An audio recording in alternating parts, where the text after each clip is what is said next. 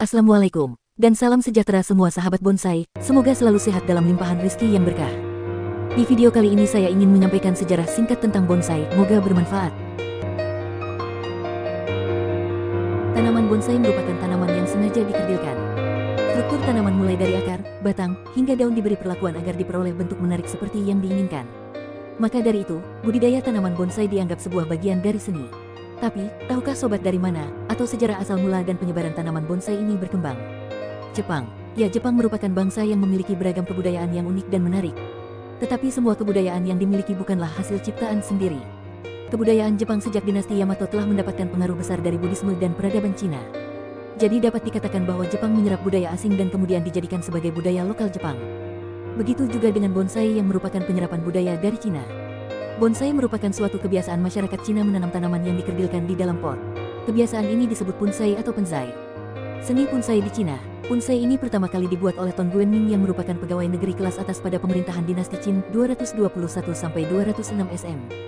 Pada awalnya kegemaran punsai ini hanya dilakukan oleh para bangsawan, namun lama-kelamaan hobi punsai pun menjadi kegemaran yang tidak hanya terbatas pada bangsawan saja. Pada awalnya punsai yang dibuat sebagai pelipur lara terhadap perasaan jenuh kehidupan bernegara. Jenis tanaman yang pertama kali ditanamnya adalah bunga krisan.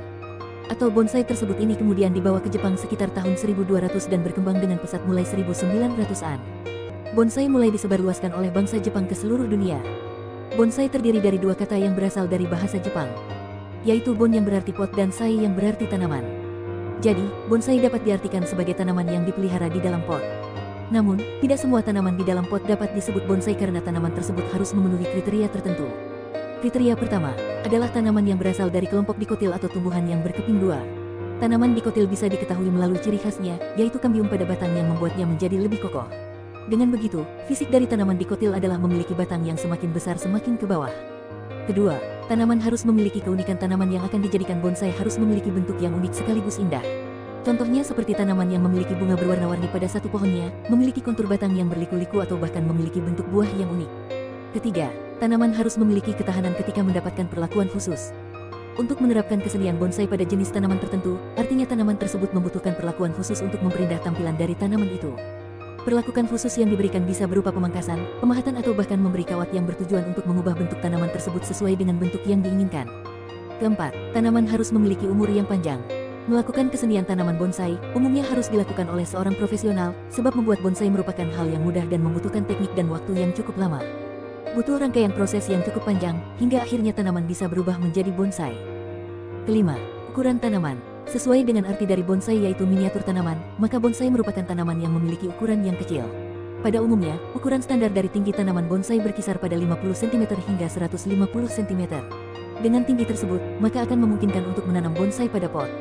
Ada beberapa bentuk tanaman bonsai yang sering kali dijumpai di pasaran, diantaranya adalah sebagai berikut.